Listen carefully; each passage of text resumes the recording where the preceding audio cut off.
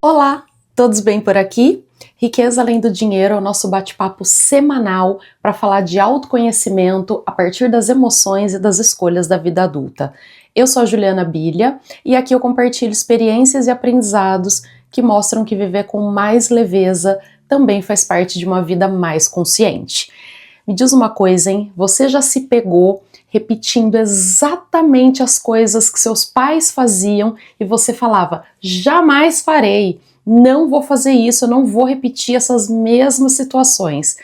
Pois é, gente, para escrever esse episódio, eu lembrei de uma situação de um cliente que me procurou há uns meses atrás e na nossa primeira reunião, quando eu perguntei por que ele estava buscando ajuda profissional, ele me disse, Ju, porque eu me peguei fazendo exatamente as mesmas coisas que o meu pai fazia com relação a dinheiro. Eu me peguei me afundando em dívidas, eu me peguei vivendo acima do que eu podia e isso me bateu um desespero e por isso eu resolvi procurar a tua ajuda. Então, nossa, isso veio na minha mente na hora, gente, para gravar esse episódio. Então eu costumo dizer que quando a pessoa percebe isso, tem essa noção, é ótimo, né? E mais rápido até para buscar ajuda e a gente conseguir fazer um trabalho em cima disso. Mas e quando a pessoa passa muito tempo e isso acaba virando um padrão e um modo de vida e a pessoa não percebe? É sobre isso que a gente vai falar no episódio de hoje. Então, se a gente parar para pensar, a gente vem inserido num meio familiar, não é à toa, né? Até porque esses laços são extremamente importantes para a gente evoluir como ser humano, evoluir dentro de um núcleo, né, de uma comunidade, a gente evoluir também moralmente, intelectualmente. Os vínculos familiares são extremamente importantes. Porém, a gente também vem dentro de um meio familiar que às vezes a gente encontra desafetos, a gente encontra situações onde as pessoas, né, têm aquelas provas ali mesmo de vida e que vão precisar lidar com situações e vem nesse vínculo familiar, né, como pais, como irmãos, como avós, justamente para lidar com essas situações de conflito. Então a gente também vê muito isso. Como eu sei que esse tema é muito delicado, eu quero muito que vocês entendam o contexto disso, né? Então, a gente sabe a importância, sim, do núcleo familiar e a gente ama, mas também, gente, é importante que a gente entenda que pai, mãe, irmãos, avós, são rótulos que a pessoa tem, que a gente tem com relação àquela pessoa, mas de por trás desses rótulos existem seres humanos. Isso precisa estar muito claro, porque quando a gente tira esses rótulos, né, e coloca esse peso em cima, né, dessas nomenclaturas, a gente começa a entender também que o ser humano tem todas as demandas de cargas emocionais, de traumas e de crenças que se carrega por trás desses nomes, né? Ou seja, a pessoa não é porque é pai, mãe, avó, avô que é detentor da verdade absoluta e detentor também do que você deve fazer da sua vida ou não. Então eu acho que é esse o ponto. E uma outra coisa importante que eu também quero falar para vocês antes da gente desenvolver aqui é que assim, por mais que a gente entenda, né, que os nossos pais viveram numa outra época, enfim, avós principalmente, meu objetivo não é passar pano, então, para falas desnecessárias, para atitudes péssimas, para racismo, misoginia, falas homofóbicas, com esse argumento de, deixa, eles eram de outra época. Então, assim, a gente sabe que fake news chega no WhatsApp, né, dos nossos pais, dos idosos, então, gente, todo mundo hoje tem acesso à informação. Não sei, vou buscar aprender. Não entendo, vou buscar entender. Então, isso não é desculpa porém, sim, tem coisas muito enraizadas e que a gente precisa levar em consideração, tá? Então, espero ter feito os esclarecimentos, tá bom? Que não estamos falando mal de pais, mães, avós, muito pelo contrário, mas é entender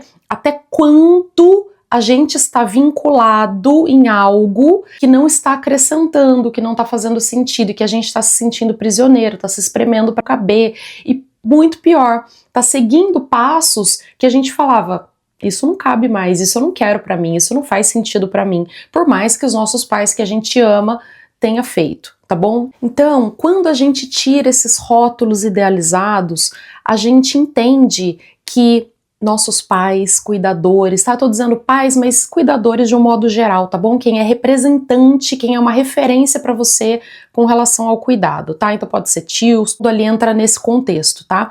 Então quando a gente tira esses rótulos, a gente sabe que por trás, gente, não existe uma cartilha para a vida, não existe uma cartilha para educar os filhos, não existe uma cartilha para que a pessoa vai ter uma vida plena e maravilhosa e bem-sucedida. A gente sabe disso. Né? E para os nossos pais e avós também não foram diferente. Então, para além de, né, não ter esse manual para educar, a gente sabe que tem toda a pressão social do meio em que a pessoa vive, a gente sabe que tem a questão da educação financeira, que ela não existiu, ela está vindo de uns anos para cá sendo mais falada, e isso é maravilhoso, mas as pessoas não sabiam lidar com dinheiro, também muitas vezes pressão religiosa, que tudo isso nossos pais herdaram, né, e trouxeram para a nossa educação. E aí muitos de nós falam, não quero repetir nada disso na minha vida. Mas às vezes, gente, é inconsciente. A gente está repetindo e não está percebendo. E pior, está tendo os mesmos resultados. Então, repara aí na sua vida, em que área, ou se ou não, tá? Pode ser que não. Você está repetindo os mesmos padrões que você falava, putz, isso para mim não seria legal. Seja em que área for, tá? Na área financeira. Na área financeira é bem comum, tá, gente? Bem comum mesmo. Mas pode ser na educação dos filhos, pode ser no relacionamento. A gente vai dar vários exemplos no episódio de hoje, mas pensa aí, se você está repetindo e se para você tá ok repetir, é um exemplo bom, ou se você gostaria de tomar consciência e de mudar isso. Por nossos pais serem a nossa primeira referência de vida, isso cria raízes psíquicas profundas na gente e no nosso modo de viver, como se fosse um código de conduta que a gente grava em nós, fica gravado ali no nosso psiquismo e a gente segue como se fosse um juiz interno que vai ditar o que é certo e o que é errado. E esse juiz interno, quando ele é muito carrasco, ele é muito rígido, ele vai fazer com que a gente siga uma vida muito fora do que a gente deseja, do que a gente busca, de quem a gente é. E muita gente passa a vida toda presa nesse código de conduta sem perceber que a cela estava com a porta aberta. Cria-se uma prisão mesmo interna e vai seguindo achando que isso é um molde que você precisa seguir. Na psicanálise, a internalização dessas regras a gente chama de superego. E o superego, gente, ele é moldado então pelas regras familiares, normas familiares, modo de viver, pela cultura e pela religião. E esse juiz interno, gente, é inconsciente, tá? Todo mundo tem. Quando ele é muito, como eu falei, carrasco, ele não te permite errar, ele tem uma cobrança excessiva de perfeição, de tudo mais, você fica muito preso a isso, e você tem uma inflexibilidade, uma rigidez, que isso vai refletir na tua vida como um todo. Aí, gente, a gente pode destacar dois aspectos que são distintos. Um deles é o eu ideal, como se fosse uma imagem de perfeição que você gostaria de ser. Eu preciso ser assim para ser aceita, eu preciso ser assim para ser suficiente. E o outro aspecto é o ideal do eu, que são as exigências que você internalizou do outro, do olhar do outro. Tipo, você não pode chorar, homem não chora, você não vai ser nada quando você crescer, seja forte sempre, você não vai ter futuro. E quais são as vozes dos seus pais que ainda estão ecoando aí na sua cabeça? Você já ouviu algumas dessas frases? Seja forte, você tem que ter sucesso, você tem que casar com um homem rico, você não vai ser ninguém lá na frente. Vocês já ouviram algumas dessas frases? E essas frases ainda estão ecoando dentro da sua cabeça e você muitas vezes, mesmo sem perceber, está agindo e direcionando a sua vida condicionado a essas frases que você já ouviu. Será que a imagem que você está tentando passar para o mundo é quem realmente você é? Ou é baseado nesse olhar do outro, no que você ouviu como idealização do outro? Ou até uma máscara moldada para suprir o que disseram que você precisava ser? Percebe como é mais profundo? E esse modus operandi, muitas vezes, ele começa a se rachar quando a gente sai desse núcleo familiar, a gente sai desse ambiente e começa a tomar contato com pessoas diferentes de nós, vamos dizer assim. Eu lembro muito Samuel falar, nossa, quando eu entrei na faculdade, a minha mente abriu, ela se expandiu de uma forma, foi como se eu estivesse conhecendo o mundo, né, ou uma versão de mim mesmo que eu não imaginava dentro daquele meio que ele vivia. Né, tem gente que vai para o mercado de trabalho, vai para o trabalho, conhece pessoas diferentes, conhece estrutura familiar diferente, e aí abre assim e fala assim, caraca, isso existia, eu vivia dentro de uma bolha ali e eu achei que isso fosse a verdade absoluta, e não é. Ou quando entra num relacionamento e aí tem contato com a família, né, da pessoa que se relaciona, e aí também tem aquela ideia, eu achei o tempo todo que a família Margarina fosse, ó, a melhor versão e a gente batalhava e sofria para manter uma família Margarina quando não é a única configuração familiar possível e que funcione, que dá certo e que tem amor. E é aí que muitas vezes, gente, bate aquela crise de identidade. Quem sou eu dentro dessa família? O que eu represento dentro dessa família? Será que eu vou ser querido? Será que eu vou ser admirado? Será que eu vou ser respeitado? Se eu não fizer o que eles querem que eu faça, se eu não for a filha perfeita, que sempre está disponível, que não tem boca pra nada, que nunca fala não, que empresta dinheiro, empresta cartão, empresta o nome, será que eu vou ser a mesma pessoa e ter a mesma consideração quando eu disser não? Quando eu disser tô cansada, quando eu disser esse problema eu não posso resolver, não sou a salvadora do mundo, não sou a salvadora dessa família, como é que será que vai ser? Será que eu vou virar nesse momento a pior criatura da Terra? E já dizia Elis Regina, hein, gente? A minha dor é perceber que apesar de já termos feito tudo, ainda somos os mesmos e vivemos como os nossos pais. E como é difícil cortar esse cordão umbilical, hein? E, gente, cortar cordão umbilical não é vocês se afastarem, não é brigar, não é discutir, não é nada disso. Mas é entender que somos seres individuais. É disso que a gente está falando aqui. Somos seres únicos, a gente tem desejos diferentes dos das nossas famílias. A gente quer viver uma vida que faça sentido pra gente. A gente quer viver uma vida independente, onde a gente se sente capaz, onde a gente não fica embaixo da asa dos pais sem ter personalidade, sem saber o que a gente quer. E isso não quer dizer cortar laços, quer dizer independência e individualidade como ser humano, porque você, uma hora, a tua vida vai te cobrar esse preço. O que a gente está falando aqui é de um corte simbólico.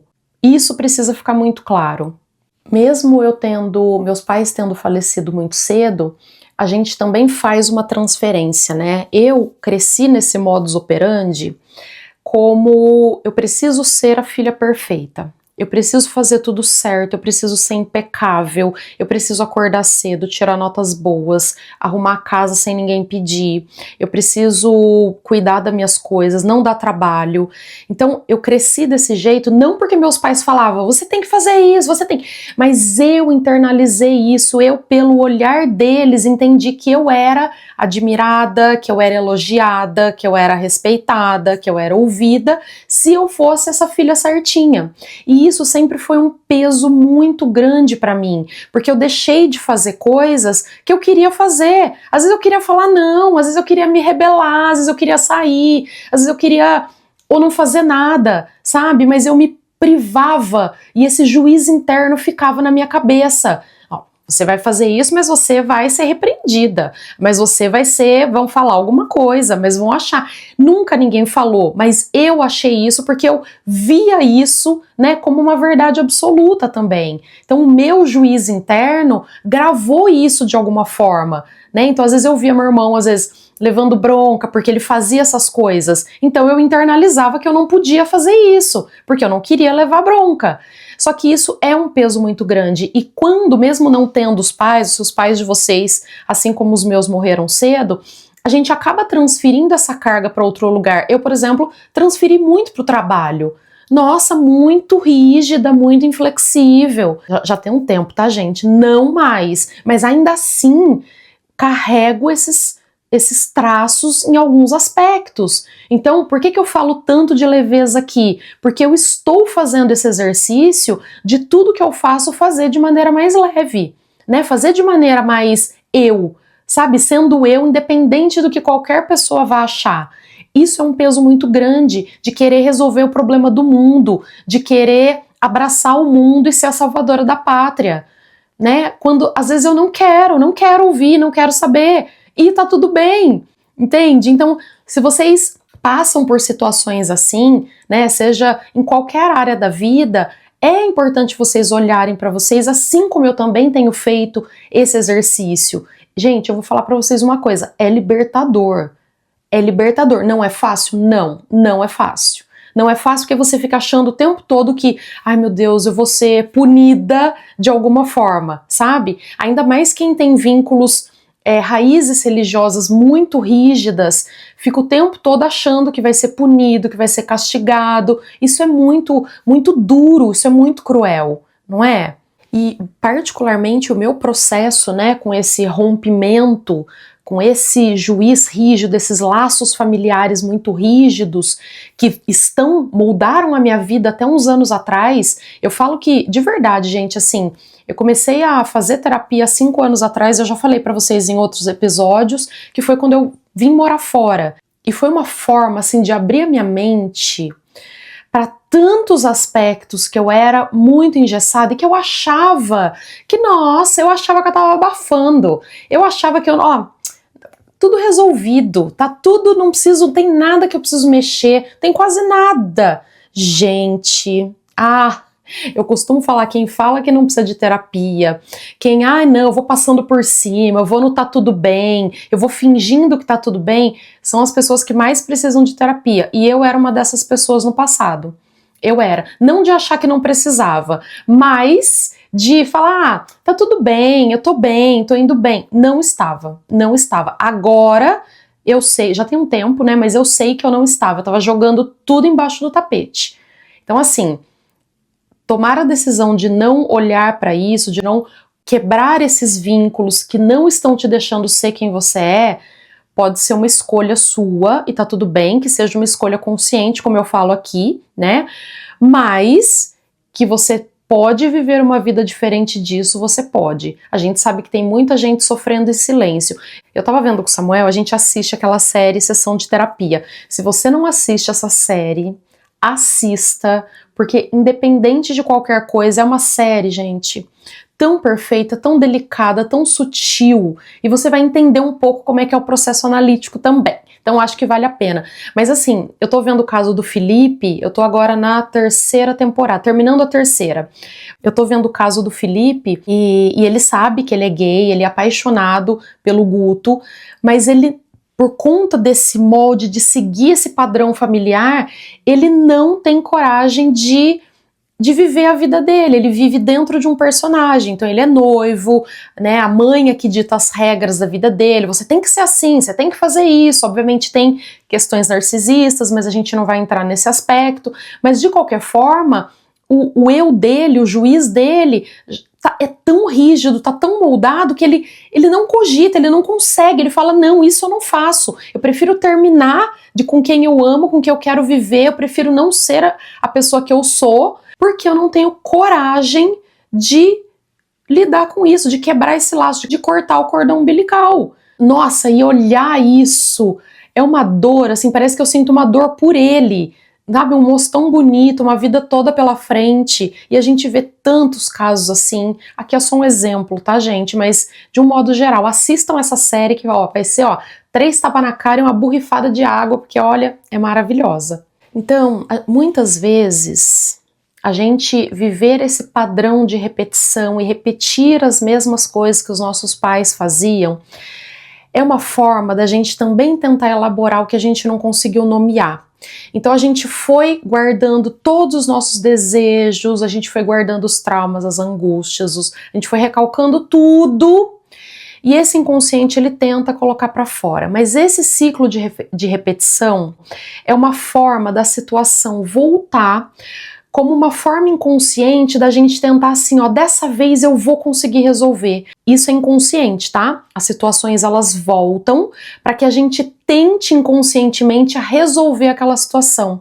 Como a gente não consegue resolver e fica nesse ciclo, as situações elas vão repetindo porque a gente não conseguiu elaborar, a gente não conseguiu nomear, a gente não conseguiu acessar, a gente não conseguiu muitas vezes ter consciência desse ciclo de repetição. E a gente vai nesse fluxo e sofrendo sim, mas ainda como forma de tentar resolver mesmo que inconsciente. Olha como é que o nosso inconsciente, a nossa psique funciona. Então, tudo que não pôde ser resolvido lá naquela situação inicial, onde se originou, a gente vem trazendo essa repetição para tentar resolver sempre no presente e fazer de maneira diferente, mas a gente não sabe fazer isso, porque se a gente soubesse, a gente já teria feito.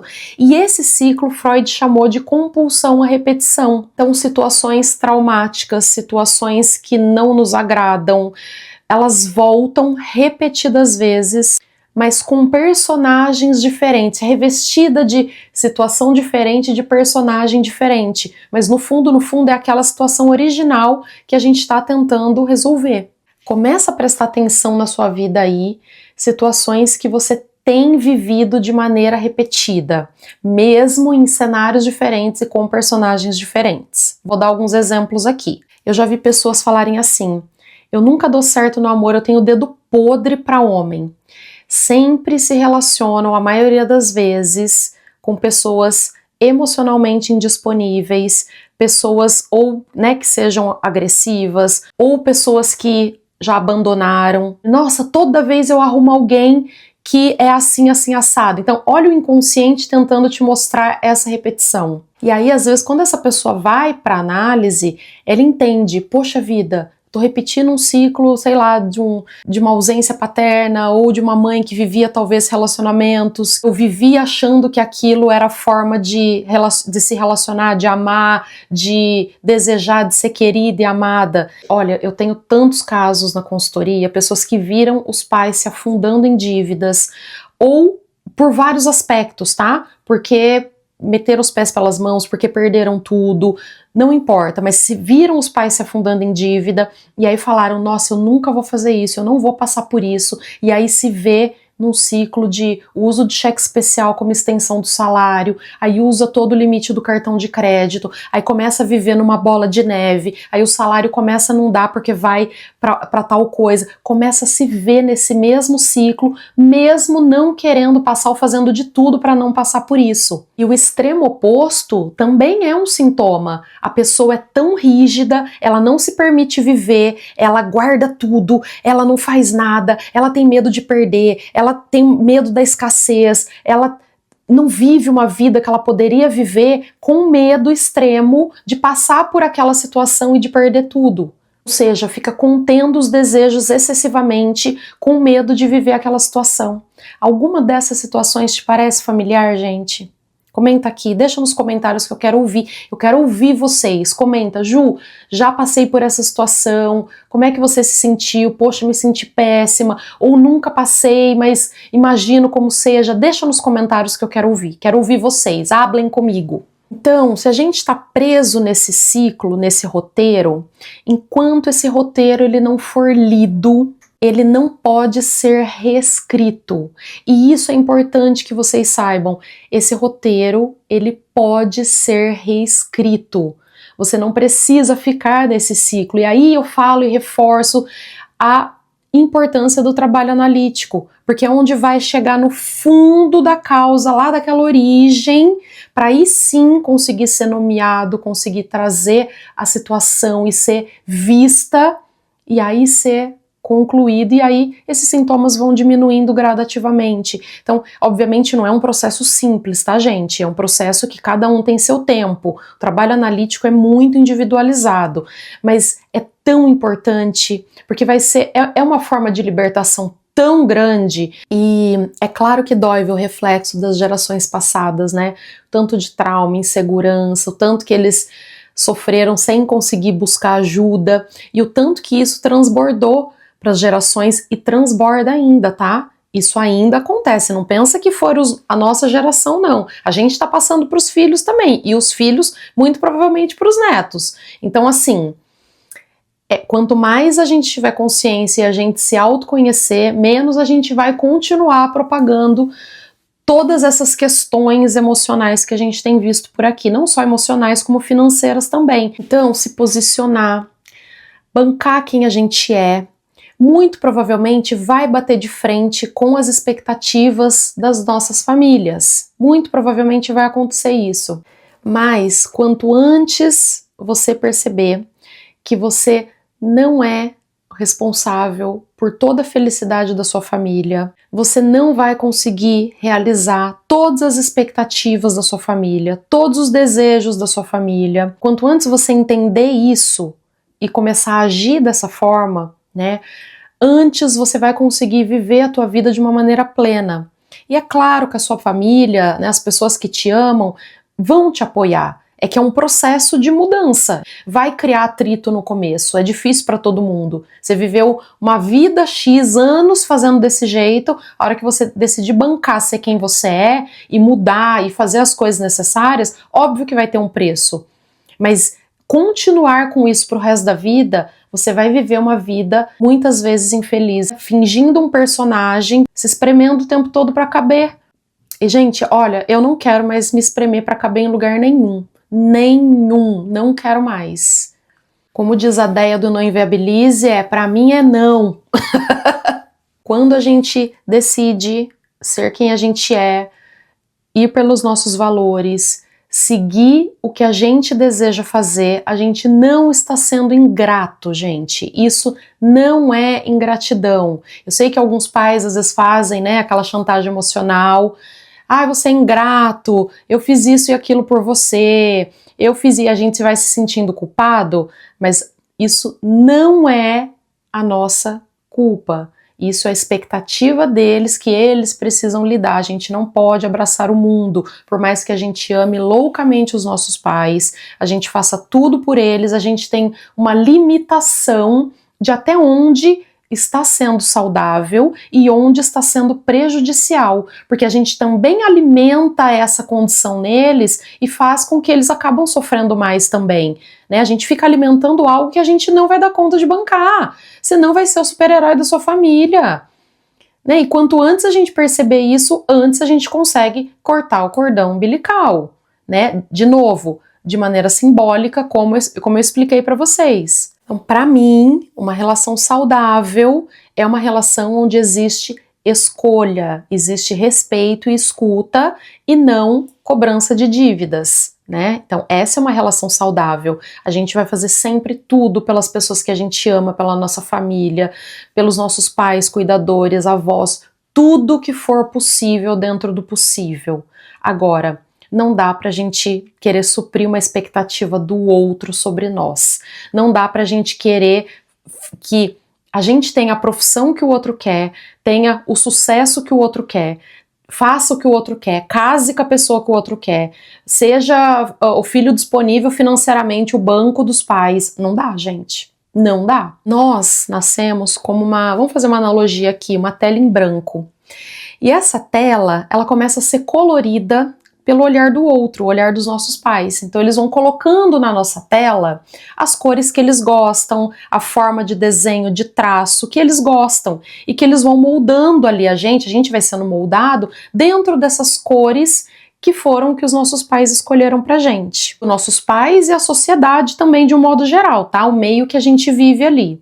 Então essas cores são preenchidas. Ele deveria ser bonito, ela deveria ser inteligente, ela deveria ser submissa, ele deveria ser o homem forte da casa, ela deveria ser mais feminina, ele deveria ser o cara que vai bancar tudo, o cara que vai ser o provedor. Todas essas cores vão sendo colocadas no nosso quadro. Né? Ela tem que ser a bela recatada do lar, o homem tem que ser o profissional e chegar em topos na empresa e fazer, mesmo ele não gostando. Tudo isso muitas vezes é definido antes da gente ter o nosso próprio vocabulário, não é? De saber, mas o que ela quer? Que cores que ela quer? Será que ela quer o azul ou ela quer o verde? Isso tudo é feito antes. Quando a gente começa então a se livrar desses rótulos, o que a gente se depara logo de cara? Com vazio. Por que a gente se depara com vazio? Porque lembra a nossa tela lá atrás? Ela já está toda desenhada, toda arriscada, tem cores, tem formas. Então é claro que vai ter um desconforto absurdo, vai bater angústia, vai bater o vazio. Quem sou eu a partir disso? O que eu faço com tudo isso que eu aprendi? Agora eu preciso reescrever a história da minha vida. Claro que vem essa angústia terrível. É claro que a gente pensa assim, e agora? É claro que a gente sente como se estivesse regredindo, mas é justamente o contrário. É justamente quando a gente dá aquele salto de 3 degraus para frente. Porque sem essas cores, quando a gente começa a apagar o quadro, sem essas cores que foram definidas para nós, né, como o nosso modus operandi ou o nosso código ali, a gente começa a entender que a gente pode repintar esse quadro com as cores que a gente gosta, da forma que a gente é, o desenho, o traço que a gente quer para a nossa vida. E quais cores você quer realmente pintar a sua vida, hein? Quais cores você quer? E às vezes a gente não sabe mesmo. A gente não sabe que cor a gente quer, o que a gente quer a partir dali, porque a gente nunca teve espaço para sonhar e para desejar. Isso vai ser um processo, você vai aprender a fazer isso. Como lá atrás não foi permitido, agora você precisa se permitir fazer isso, contar uma nova história. E também sustentar as escolhas de um desenho mal pintado, né, de um rabisco, dos erros. Isso é viver. A gente não pode ter tanto medo assim de errar. Por que errar foi considerado algo que a gente tem que abominar? Porque quando foi dito isso? Quando foi escrito isso? Né? Obviamente, a gente coloca expectativa nas coisas que a gente faz, a gente gostaria que aquilo acontecesse, mas se não aconteceu, seguiu por outro caminho, por que a gente fica se chicoteando ali por ter ido por aquele caminho? Porque errar é errado, entende? Porque errar é ruim. Não! A gente vai apagar, vai ter uma borracha ali e a gente vai traçar ali o molde, o desenho certo que a gente quer. Recentemente eu assisti um filme que chama Se Eu Tivesse Pernas, Eu Te Chutaria. Gente, é um filme denso, é um filme quase claustrofóbico, assim. Em alguns aspectos até parece que não dá para compreender direito, de tão bagunçado, os barulhos incomodam, e o filme foi feito mesmo para incomodar. E esse filme, ele representa o caos do esgotamento humano. Ele conta a história da Linda, ela é uma terapeuta, e ela é levada, gente, ao extremo colapso emocional. Ela se vê isolada, sozinha, lidando com o marido ausente, tentando dar conta dos próprios pacientes. E aí, no centro de tudo isso, todo esse caos, ela tem uma filha muito doente, que ela cuida, e que essa criança, ela se alimenta através de uma sonda que foi colocada no umbigo dela. Então, gente, essa mãe, ela fica tentando dar conta de tudo, dar conta do mundo, e eu achei tão simbólico, assim, esse tubo de uma sonda alimentar que ela precisa ficar alimentando todo o tempo, como uma analogia simbólica de um cordão umbilical, sabe? E esse peso de nutrir o outro ininterruptamente, que ela tem que, né, fazer a nutrição da filha ali, aniquila o próprio eu dela, né? Ela, tipo, como se não existisse, é só uma peça fazendo coisas. E o tempo todo aqueles barulhos assim, tipo a menina chamando mãe, mãe, mãe, mãe, e barulho batendo, e isso é um filme incômodo, mas ele tem tantas nuances, ele tem tantas camadas ali, que se você assistir prestando atenção, você vai conseguir identificar todo esse caos e esse colapso de uma pessoa tentando dar conta de tudo, que é o que a gente faz muitas vezes, não exatamente nesse contexto, mas a gente tenta fazer. E quantas vezes a gente não assume esse papel, hein? Então, fazendo uma analogia, a gente insere uma sonda na dinâmica familiar e fica tentando nutrir, tentando dar conta e tentando ser a pessoa que mantém viva todo um núcleo ali que às vezes está adoecido, gente. Às vezes é tóxico, às vezes não é legal, às vezes não é. É a nossa família? É. A gente vai sim precisar lidar com isso, mas a gente não precisa se afundar nesse meio todo achando que é a nossa, né, que é a verdade absoluta da nossa vida. Não é. Então, cortar o cordão umbilical, né, fazendo essa analogia com a sonda alimentar ali do filme, também é entender os nossos limites. A gente tem um episódio, gente, que se vocês não ouviram, ouçam, que eu falo sobre limites e sobre a importância de dizer não. Se você não ouviu, volta para esse episódio que é muito importante. A base da nossa sanidade é a gente colocar limites. Até aqui tudo bem, até aqui ok. Mais do que isso não dá para fazer. E isso é em qualquer contexto, né? Não é porque é pai, mãe, cuidador que não é ali um ser humano, como eu abri esse episódio falando. A gente às vezes tem que tirar um pouco esses rótulos e entender também que são pessoas como nós e que têm limitações como nós. Então vamos parar de tentar salvar o mundo? Vamos tentar fazer isso? A gente pode ajudar, a gente pode ser leal. Eles ali, ó, tá junto com a gente seguindo junto, bonitinho, mas não, gente, aquele peso, porque senão a gente vai acabar se afundando junto. Feito? Vamos fazer esse acordo? Bora. Então, antes da gente encerrar, eu sei que ouvir tudo isso pode mexer ainda mais com as emoções de vocês, pode tocar em pontos que vocês estão falando, ai, agora eu não consigo lidar, tô cansado, deixa pra lá. Pontos sensíveis, né? Vocês não precisam concordar com tudo que eu falo, aqui é um bate-papo aberto. Queria trazer vocês para conversa, sabe? Me contem o que vocês acham, o que vocês já viram, o que vocês já ouviram. Fez sentido para vocês o episódio? Que eu fico falando aqui sozinha com uma câmera? Me fala nas redes sociais, no corte dos episódios que eu faço. Me fala aqui também, né? Aqui na plataforma de podcast, está fazendo sentido para vocês. Então, se aquele momento você ouviu aquela voz na sua cabeça e fala, nossa, eu tô falando igualzinho a minha mãe, nossa, eu tô fazendo isso igualzinho meu pai, e aí você constatar, eu estou repetindo a mesma história da minha família, você se vê fazendo isso, pausa, respira fundo. Não é fácil, como a gente falou, não tem fórmula mágica, não tem receita de bolo, mas sustenta o desconforto consciente de tomar decisões diferentes. Vai fixando, né, na cabecinha de vocês, ou na hora que acontecer as situações, vocês vão se lembrar, vai ser desconfortável mesmo, vai doer, vai, sustenta, mantém, que isso vai sendo gradativamente trabalhado em você, e você vai melhorando e vai ajustando e vai direcionando para o caminho que você quer seguir. Né? Faz isso por você, faz esse experimento, não é? Isso vai fazer tanta diferença, gente, tanta diferença. E manda para os pais, manda para os avós, manda para os tios, manda para os irmãos, para os primos, esse episódio. Manda, não é cutucão, não é nada disso. É uma forma de vocês que se amam viverem bem, viver de maneira saudável. É para vocês, muito pelo contrário, viver muito melhor. Eles entendendo o limite deles e também impondo limites, porque, ó, os pais não conseguem falar não e os filhos também abusam, também tem o outro lado, hein? Então, ó, pra todo mundo viver bem, né? Todo mundo viver com saúde mental, todo mundo viver ali mais tranquilo e mais em paz, com mais leveza, como eu sempre falo aqui. E vou finalizar esse episódio falando, gente, terapia, análise, ChatGPT não é terapeuta. Bora todo mundo pra terapia, pra cuidar do emocional, pra poder aguentar o tranco da vida que já não é fácil. Feito? Bora! Então vamos pro quadro Fale o que te vem na cabeça. Esse é um quadro onde eu conto algo aleatório que aconteceu comigo, que eu li, que eu vivi e que me fez refletir. Bom, quero contar pra vocês hoje, um negócio meio profundo, sabe? A saga do meu silicone.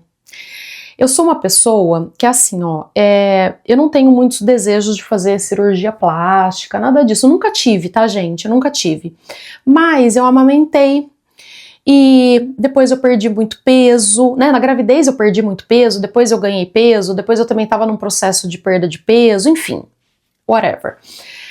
Mas eu achei que meu peito estava meio bexiguinha e tal, e aí eu falei, putz, acho que eu vou, né, colocar um silica ali, tirar o excesso de pele, aquela coisa toda. Bom, decidi fazer isso em que momento? Na pandemia. Olha que coisa maravilhosa! Tava todos os exames prontos para internar, para fazer a cirurgia, descobri um nódulo no seio.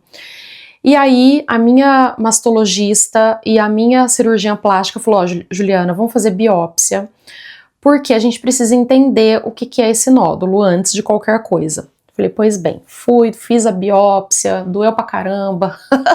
Enfim, gente, juro, demorou acho que quase um mês pra ficar pronta e eu angustiada, não sabendo se ia dar benigna ou maligna. Pensa nesse mês com pandemia, eu não sabia se estava doente ou não e tentando colocar silicone. Aconteceu tudo isso. Bom, aí chegou o resultado que era benigno e tal, beleza, ó, então ficou combinado assim, vamos tirar este nódulo e colocar a prótese, tá? Feito, feito. Mais ou menos por volta do meio do ano eu ia tentar fazer isso, tá? Marcou a cirurgia. Beleza e tal, falei, vamos fazer, é tudo certo. Fui pro centro cirúrgico, as duas médicas lá, lindas e maravilhosas. Fui, tomei anestesia, prótese definida, tudo bonitinho. Quando eu acordo, aí não sei o que aconteceu, né? Vou contar pra vocês agora o que eu sei, mas acordo. Samuel falou que eu ficava em looping acordando, ele contava a história pra mim, que eu vou contar pra vocês agora, e eu dormia de novo. Ele falou que ele repetiu umas 7 vezes a mesma história, porque eu voltava da anestesia, perguntava, e aí dava uma choradinha e dormia. Gente, quando elas me abriram, elas viram que esse nódulo tava com uma textura diferente, uma cor diferente, e elas decidiram não fazer a cirurgia. Elas ligaram pro Samuel e falaram, olha, a gente não tá confortável em fazer a cirurgia, a gente tirou o nódulo todo, fez até uma raspagem lá, mas a gente não tá seguro em colocar a prótese nela até fazer uma outra biópsia da raiz, do núcleo lá do nódulo, para saber se tem alguma coisa. Então eu fiz todo o processo da cirurgia, me abriram, tará, e eu não saí sem o silicone. Então eu acordei, estava sem nada, por isso que eu acordava, punha a mão, não tinha nada, eu dava uma chorada e dormia. Gente, eu fiquei muito chateada, sabe uma decepção, assim, tão decepcionada? E aí, mais um tempo demorou até vir a resposta desse núcleo ali do... eles fazem tipo, como se fosse um fatiamento, eu não sei direito, né, não sou médica e tal. E aí veio que era benigno. Aí eu falei, poxa vida, mas assim, eu entendo totalmente a decisão delas, totalmente, junto com o Samuel, tá? Elas ligaram pro Samuel e o Samuel falou, não, então não coloca. Tá bom, não fiz. Gente, quando chegou novembro de 2020, exatamente um ano antes de eu vir aqui pro Canadá, ela me ligou de novo, Ju, tem uma brecha pra colocar o silicone. Ai, gente, numa dessa, eu devia ter pensado assim, cara, tá dando muito na trave, não coloca, cara, não coloca. Mas aí o que eu fiz? Nossa, agora eu vou colocar esse bendito desse silicone. Mas olha, quando o negócio tá dando muito errado, gente, algum sinal tem. Bom, aí entrei, fiz todo o processo, aí já não tinha nódulo, exame feito, tudo bonitinho, tá? Quando, isso eu soube depois também, que eu vou contar pra vocês, eu acordei, ligaram pro Samuel. O Samuel atendeu assim, ó, doutora, pelo amor de Deus, coloque este silicone. A doutora falou assim, Samuel, a prótese que ela escolheu, o tamanho que ela escolheu, a hora que eu abri essa prótese, ela estava rachada, ela estava rompida. E, gente, elas sempre pegam a prótese que você quer, aí pegam um modelo menor e um modelo maior, porque, né? E a prótese que eu queria, o tamanho que eu queria, estava rachado, rompido. Tinha uma prótese menorzinha e vai dar uma sobrada, ou a prótese maior. O Samuel que tinha que tomar essa decisão, porque eu estava aberta na mesa de cirurgia. E o Samuel falou assim, põe a prótese maior.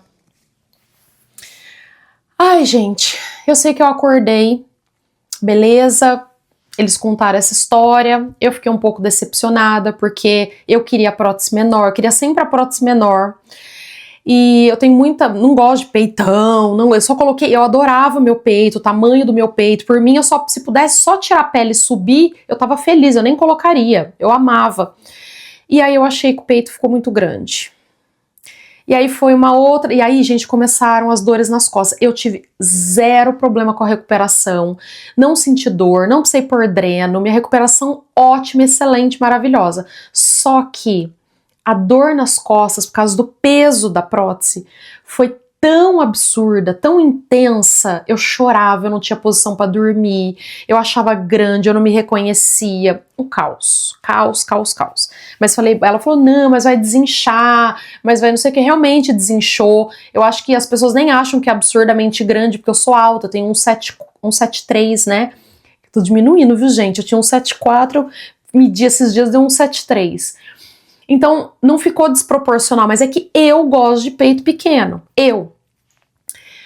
E aí, entrei nesse processo de não gostar tanto. Ai, gente, ó, resumindo a história, depois disso, essa prótese, ela tem, parece uma orelhinha, eu já fiz várias mamografias aqui, já fiz ultrassom, já fiz tudo, porque eu sinto um negocinho na prótese. Aí fala, não, é porque ela ficou meio que dobrou uma pontinha, já tive que tomar anti-inflamatório, porque eu senti ela rígida, não é que encapsulou aquela de se precisar tirar, mas eu sinto incômodo. Gente, não gosto, me arrependi amargamente de ter colocado silicone, todos os indícios já estavam falando para eu não colocar, eu fui insistir, coloquei.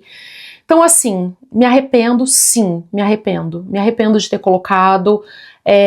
Ai, Ju, você pensa em tirar, não agora, não muito próximo, mas num futuro eu quero tirar sim. Mesmo se for para colocar a menor que existe, se ficar, né, para não ficar sobrando muito, ou se não tirar e aí assumir mesmo, ó, meu peito é esse e acabou. Mas eu não gostei da experiência, não gostei. Assim, gente, não tem nada a ver com médicos, não tem nada a ver com procedimentos, eles fizeram tudo maravilhoso, tá? Eu é que não gostei. Eu é que não rolou pra mim. Me arrependo sim de ter colocado. Então assim, obviamente, né, não tô interferindo em nada na decisão de nenhum de vocês, nada disso. Estou falando de mim, eu me arrependi de ter colocado. Se eu tivesse pensado um pouco mais, eu não teria colocado. E é isso, né? Se eu for fazer uma nova cirurgia para tirar, como eu falei, não gosto de cirurgias. Eu acho que num futuro eu faria só do papo e faria da pálpebra por conta de genética, mas só, faria mais nada e tiraria esse silicone. Só o que eu faria, porque realmente para mim não rolou. Então é isso, meus amores, ó, me siga nas redes sociais, tá? Compartilhe esse episódio, se fez sentido pra vocês aí, o que é bom pra vocês pode ser bom pros outros, tá bom? Comentem o que vocês acharam, sigam o podcast que é extremamente importante e dê a estrelinha lá. E a gente se vê no próximo episódio. Tchau, tchau!